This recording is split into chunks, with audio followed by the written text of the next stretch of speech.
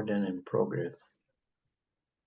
Hoje Né? estamos recebendo aqui na sala Maria Isabel Pimentel de Cacho Pinto, nosso amigo de adolescência, Axê Basílio, está mais perto da idade dela, tem 45, ela tem 44, da minha, que eu tenho 73.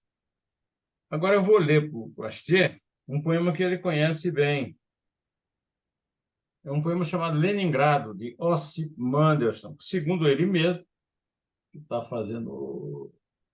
O Axê tem 45 anos, fez mestrado em literatura russa na Universidade Gorky, não é isso? Eu fiz no Instituto Pushkin, agora estou no doutorado Pushkin. no Instituto Gorky. No Instituto Gorky. Então é o seguinte, eu gravei um vídeo a pedido dele em torno do Açude Velho, porque esse poema me lembra muito a minha visão, a visão do poeta Mandelstam, que, para começar a conversa, eu acho que considera que hoje é o maior poeta russo do século XX, considerado pela crítica, por todo mundo, pelos próprios poetas. E ele identifica exatamente a ligação que eu tenho com Campina Grande. É Leningrado. Voltei para minha cidade, que chorei de tão conhecida, de seus feixes, da infância com inchaço na amígdala. Tu voltaste para cá, então, engula bem rápido, banha de peixe dos postes dos rios de Leningrado. Saiba depressa que há um dia curto em dezembro, onde o sinistro alcatrão misturou-se a uma gema. Petersburgo, ainda não estou querendo morrer. Meus números de telefone estão aí com você. Petersburgo, estão comigo ainda tais endereços pelos quais vou procurando as vozes que morreram. Vivo eu na escada escura e na altura da têmpora, a campainha extraída com carne, um golpe me acerta. A noite inteira sem trégua, espero os queridos hóspedes a mexer com as correntes que há no trinco das portas. De quem é essa tradução do russo para o português, Astinho? Essa tradução é nossa. Nossa, não, é sua. Não me meta nessas coisas aí com esses inimigos do povo, hein? Assim. Não, termino sendo... O melhor elogio que pode se dar ao tradutor é ele ser esquecido. Outro dia eu estava no Twitter e vi uma pessoa compartilhando um verso do Brodsky com tradução minha e não mencionou que eu tinha feito a tradução.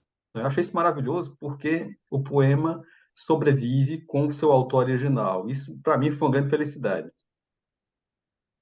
A primeira vez que eu ouvi falar em Brodsky foi em 1967, vendo Liberdade, Liberdade, com Paulo Tran, Teresa Raquel e Jairo Arquiflecha, que substituiu Durvaldo Viana Filho, na montagem maravilhosa de Flávio Rangel, de Liberdade, Liberdade, em que ele, na minha opinião, diz a página mais delatora do que é o autoritarismo, que é o interrogatório da juíza querendo convencer o Brodsky, quer dizer, o que ele fazia, ele jovem ainda, ele dizia que era poeta, a mulher dizia, não, eu quero saber qual é a sua ocupação, eu sou poeta, traduzo. Então, mas essa nossa conversa aqui não tem nada a ver com Brodsky, tem a ver com isso aqui. Ó. Eu fiz uma palestra na sessão de encerramento do 6º Seminário Internacional de Semiótica e Literatura, promovida pelo Núcleo de Estudos Linguísticos e Literários, NEL, em 11 de setembro de 1987, no auditório da Associação Comercial de Campina Grande. Quando terminou a reunião, o Astier, que já era meu amigo, foi com um grupo, conosco, tomar um chopp no Alemão, chopp do Alemão, lá em Campina Grande.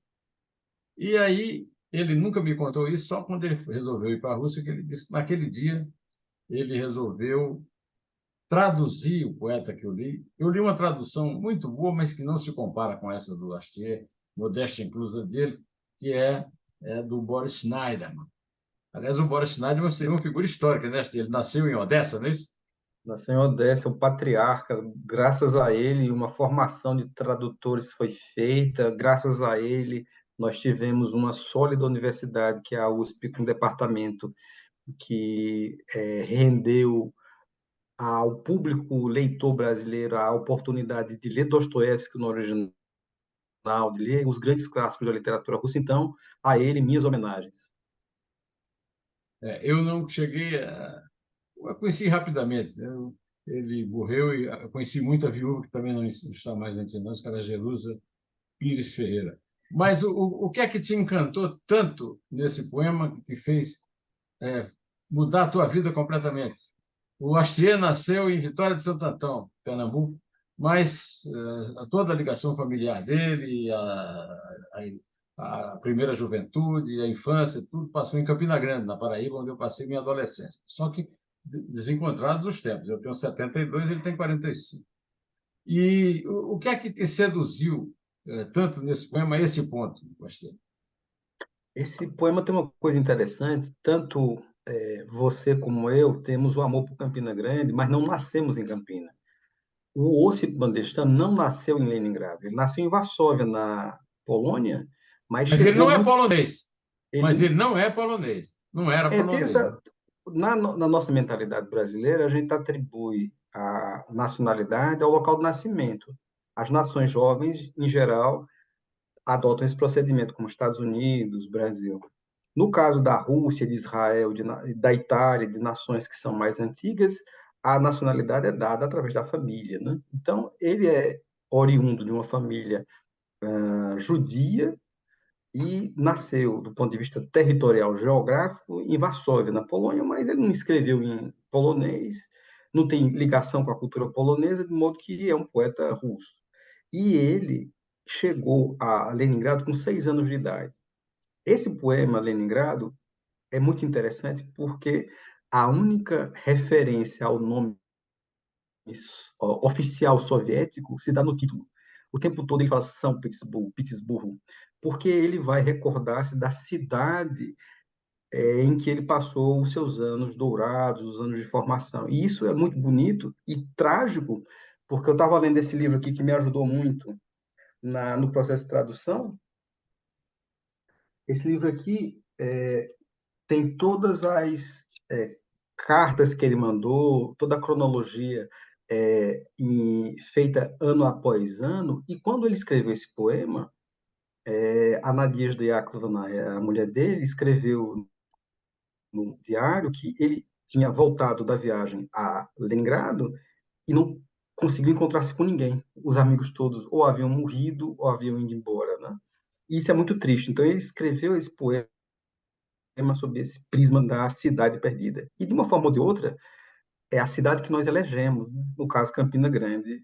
Você tem a sua Campina Grande que foi perdida e eu também tenho a minha Campina Grande que foi perdida. Achei aí você resolveu agora ir chegando de férias. Entre o Achei é mestre em literatura russa e está fazendo doutorado. E aí ele veio passar férias entre o mestrado e o começo do doutorado, e aí fez um folheto. Isso aqui é um folheto de cordel? É um folha de cordel. Mas como é que é? Samizdat? Como é que é? Como é que é o nome disso Existe mesmo? o termo chamado Samizdat, que é uma abreviatura de Samsibiesdat, que significa eu próprio me edito, que era afixada pelo poeta Nikolai Glaskov nos anos 40 e que acabou sendo utilizado para identificar toda essa literatura não oficial, que é um termo que acabou entrando para a literatura mundial, o termo Samizdat. E eu apelido os meus folhetos de cordel de Samizdat. Quem imprimiu isso aqui? Aqui é a Uma Campigraph, gráfica, Camp uma Graph, gráfica, é uma gráfica de Campina Grande, e é exato. todo o folheto do cordel. Mas existe alguma similitude entre a literatura popular nordestina, principalmente nordestina, né? E o samizdat? Existe o ponto Esses de livros vista aqui são gráfico, bilíngues, são bilíngues. é, Vem o poema em russo, com caracteres cilíricos, e poema e a tradução do Astier. existe muita relação do ponto de vista da própria precariedade editorial e da atitude diante do poeta em ser independente, independente dos sistemas oficiais, independente das editoras, de modo que esse espírito que move o poeta nordestino a fazer os seus cordéis é o mesmo que moveu o poeta alternativo na época da União Soviética. E do ponto de vista gráfico também, existem relações de semelhança com conteúdo, com tamanho. Enfim, eu encontrei, digamos assim, relações muito próximas entre esses dois universos. Oxê, você já me explicou que Ossi significa José, ou seja, Mandelstam era, era meu xará. E aí acaba qualquer semelhança entre nós outros. Nós também somos xarás de Iosif, o georgiano Iosif Stalin. Como é que Como é que se explica que o poema talvez mais violento que tenha sido feito contra o ditador soviético tem o nome de Epigrama? Diz que você vê um epigrama, você pensa logo uma lua, uma louvação. Não é propriamente uma louvação o poema. Eu gostaria, primeiro, que você lesse a sua tradução de Epigrama de Stalin, ou se Uhum. você quiser explicar antes e ler depois, você está livre. Aqui quem manda é você, não sou eu. Na verdade, o epigrama é uma composição satírica curta do ponto de vista clássico. E esse nome, Epigrama de Stalin, é um nome doméstico, que a Nadezhda costumava se referir ao poema dessa forma. Mas, do ponto de vista estilístico, ele não é um epigrama e não foi chamado assim pelo Mandelstam. Então, ele é chamado pelo primeiro verso, no caso em russo, «Мы живем под собой не чувствуя страны», e eu traduzi como «Nós vivemos sem estar mais sentindo o país», né? Eu vou, não vou dar sopa pro azar, eu sei o poema decorado, mas é bom ter ele próximo aqui. Aqui, só um minutinho. Pronto. Nós vivemos sem estar mais sentindo o país. A 10 passos não se ouve o que nossa voz diz. Meia prosa já basta que lembrem o matuto da Serra do Kremlin. Os seus dedos são vermes sedentos, obesos, as palavras fiéis com marca dos pesos, bigodões de barata sorrindo e os coturnos brilhando de lindo. Mas lhe cerca a ralé dos chefes cabeçudos. Ele brinca com os seus zumbis de faz tudo. Um que chora, um que me soluça, ele bicho papoa e cutuca. Como casco de ferro, ato em ato, ele atesta. Em um olho, em um cílio, um pubis na testa. Toda pena de morte uma mora. Peito largo de quem vem da Geórgia. Nós estamos aqui falando de um personagem muito pouco conhecido no Brasil, mas agora eu vou falar num que é muito conhecido, mas não como poeta, um grande poeta russo, Boris Pasternak, mas que foi autor de um romance, foi proibido na União Soviética, ganhou o prêmio Nobel e ele foi obrigado a recusar o prêmio Nobel, né, da literatura, que é esse poema do Mandelstam.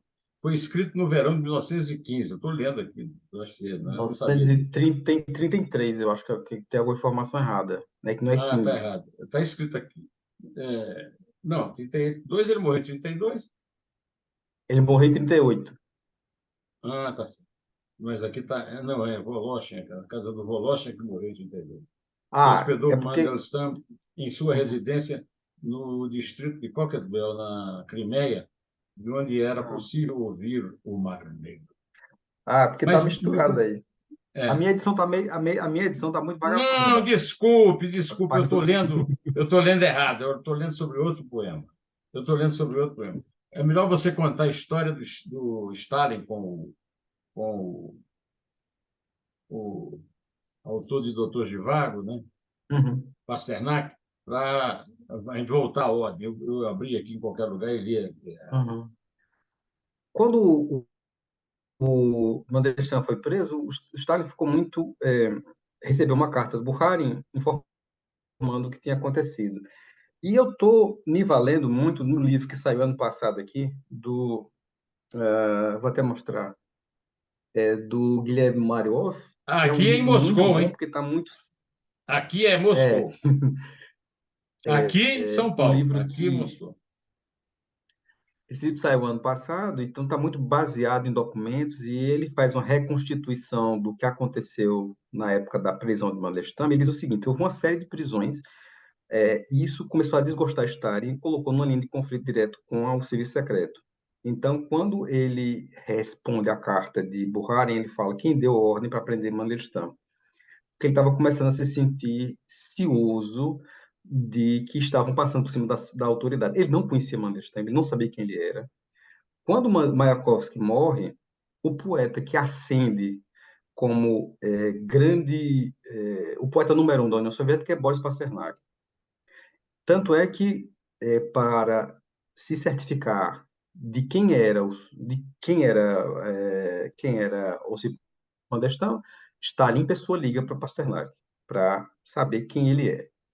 Então, ele não havia lido o Osip Mandelstam antes, ele quer certificar de quem é que estava se tratando. Então, o telefonema tem várias versões, mas a versão que ela é fidedigna é a versão do próprio Boris Pasternak, em que ele vai explicando quem era um poeta de primeira categoria e que, enfim, mas, na verdade, o que é que a gente pode entender desse telefonema?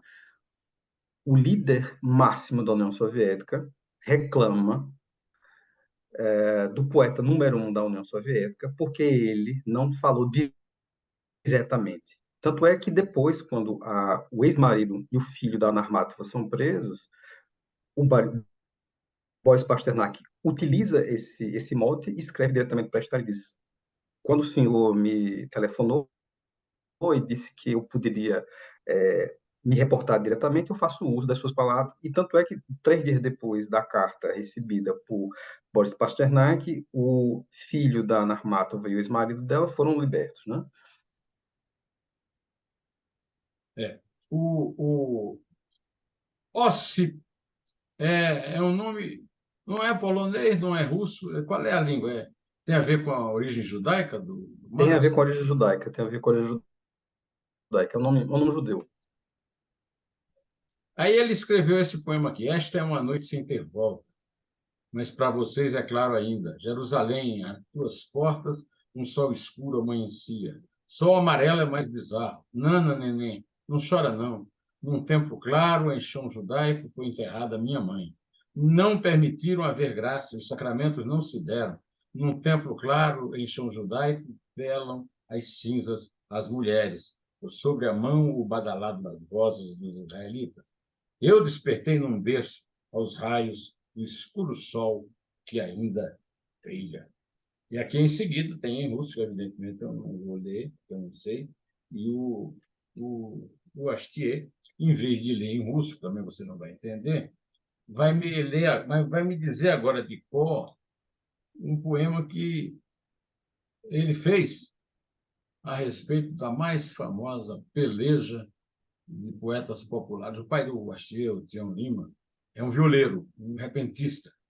E, e o Astier conviveu com viola desde a mais tenra infância. E por exemplo, ele faz desafios de viola com o nosso amigo comum, Braulio Tavares, que é uma palavra portuguesa que lembra muito a palavra Tovares, que é camarada, né?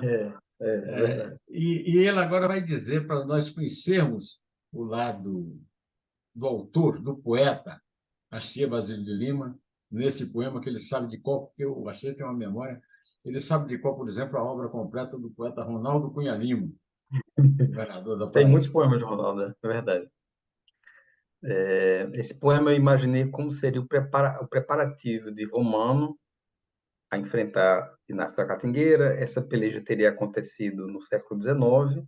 Eles se enfrentaram e estava em jogo a liberdade de Inácio. Então, eu imaginei o seguinte enredo. E a fala de Romano: o meu nome é Romano do Mãe d'Água. Do meu sangue naufraga a fidalguia desta lira de sol que me consagra, galopando os brasões da poesia. A memória de Homero me esculpia, um castelo que é lar e que é ágora, o improviso da vida, a fantasia já compunha os meus passos de estátua, mas Inácio já vem, e com ele ataques, e o desejo da carta de alforria manuscrita em estrelas de atabaques. A insônia, a, a insônia é uma espada que se afia, a ciência é uma espada que se afia na insônia movida a almanaques, e eu não temo a peleja que inicia. A fala de Inácio. O meu nome é Inácio, e a Catingueira é o lugar onde habita a sombra rasa que rascunha os roteiros na ladeira da minha vida, ó Senhor dono da casa. Meu repente rabisca-se em poeira, as esquinas têm grades, mas na prática sonham aves em minha voz violeira, e o meu sangue é um mar buscando a África. Luar do pandeiro é meu calibre, Foi zumbi quem me deu como presente, mas romano já vem, e eu ouço o timbre da sua pressa afogada no poente. Enquanto eu canto, meu caminho é livre. Esta peleja vai durar para sempre. Então, só uma baixadinha na cabeça que está cortando a tua careca aqui, tá? Ah, É. Aí, aí. Olha aqui, então voltando aqui à Rússia, graças ao Astier, eu tenho mantido muito contato com a literatura, principalmente com o Osip Mandelstam, e sei da lenda da Nadezhda, na lenda, verdade, da Nadezhda. Eu queria que você falasse um pouco sobre por que a Nadezhda é tão importante na vida do Mandelstam, morreu muito moço, e o que é que significa esse livro, que, segundo o português, isso aqui é uma edição portuguesa uhum. do livro Contra Toda Esperança, que é um livro de memórias da Nadezhda Mandelstam. E, segundo o prefaciador português, só há um autor na Rússia deste século que pode ser comparado com ela, que é o Alexander Solzhenitsyn, prêmio Nobel também, mas ela não foi prêmio Nobel. Então, me fale um pouco disso aqui, porque, inclusive, eu acho que tem uma informação muito. Aqui, ó, aqui é a edição russa do livro de Nadezhda. O Astier tem uma história muito interessante sobre como o Mendelssohn compunha e como ele, mesmo morrendo na Sibéria, a obra dele sobreviveu nestas memórias e na crítica literária russa e mundial.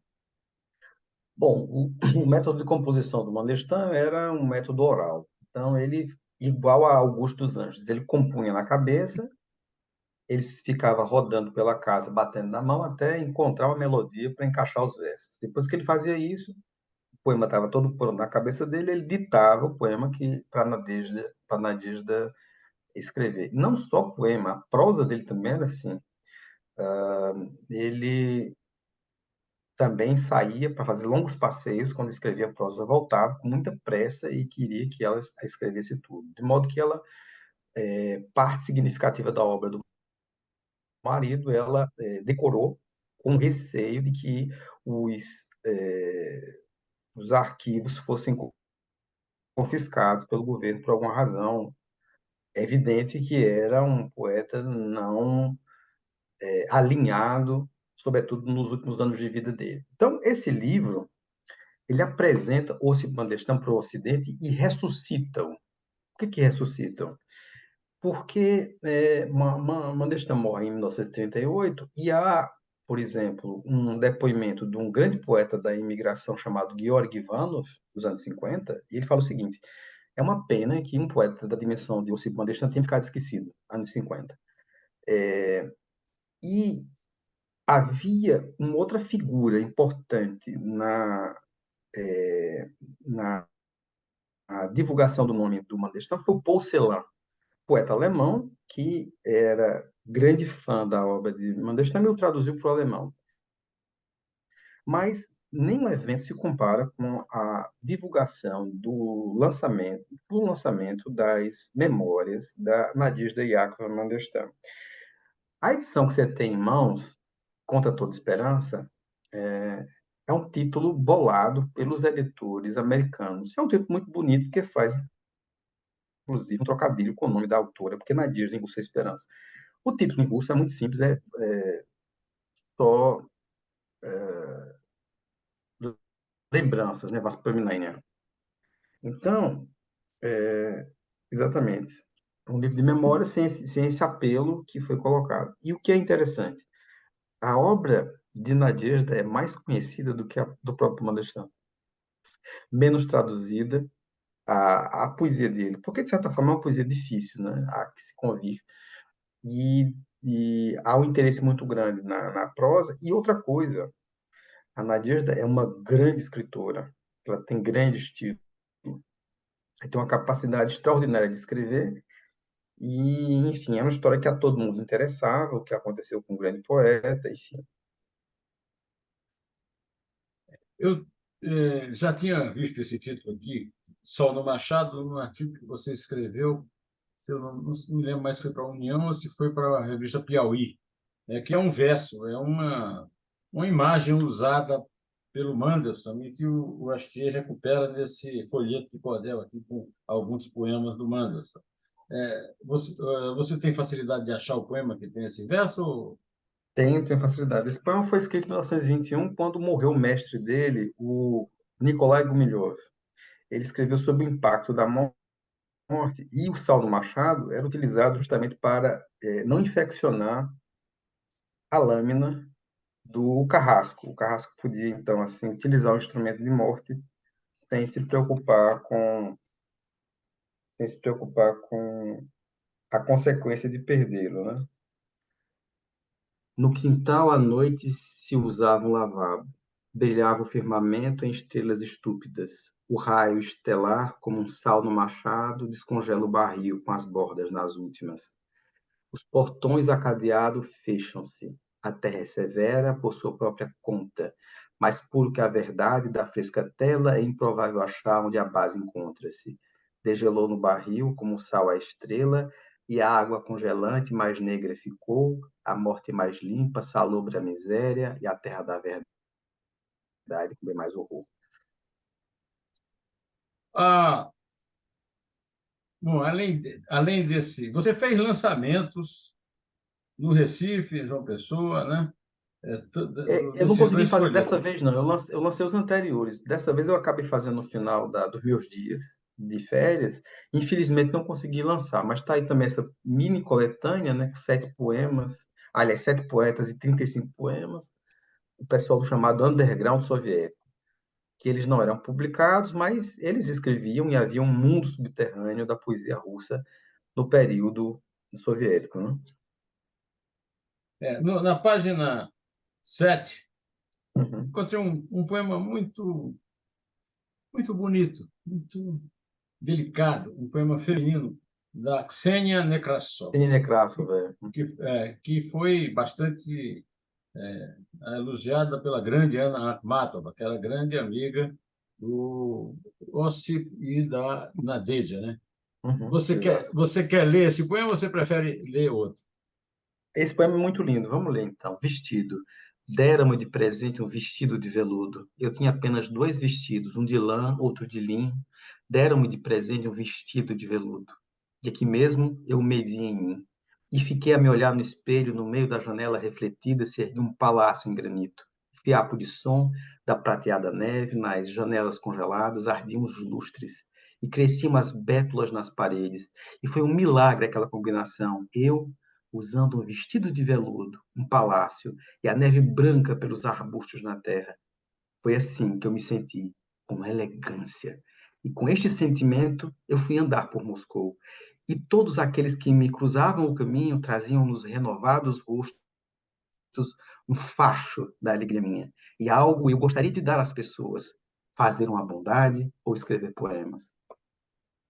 Isso é muito lindo Oh, porque a Ksenia Nekrasov viveu com muita privação. Então, ela foi acolhida por um casal, o artista plástico Robert Falk, e chegou um momento em que ela pediu à esposa do Roberto Falco um vestido, ela deu esse vestido de presente e ela estava naquela alegria. Isso é 1937, o ano máximo da repressão stalinista, mas é uma mulher pobre que veio dos Urais, que trabalhou na indústria pesada e que estava feliz porque estava podendo usar um vestido vermelho, um vestido de veludo. Bastia, nós estamos já perto aqui do fim e eu queria fazer uma observação, um grande agradecimento pela magnífica apresentação que você fez desse meu livro de poesia, Antes de Atravessar, que foi lançado recentemente, né? E ao lado do prefácio do Alexei Bueno e do trecho de orelha do Antônio Carlos Sequim. Antônio Carlos Sequim. Então, mas eu não quero falar do meu livro, eu quero saber de você o seguinte: o que é que você tem lido de poesia brasileira contemporânea, se é que você consegue ler um imenso trabalho de defender um doutorado e de fazer uma antologia dos poetas russos contemporâneos? Acho que a última poeta contemporânea que eu li foi a Angélica Freitas.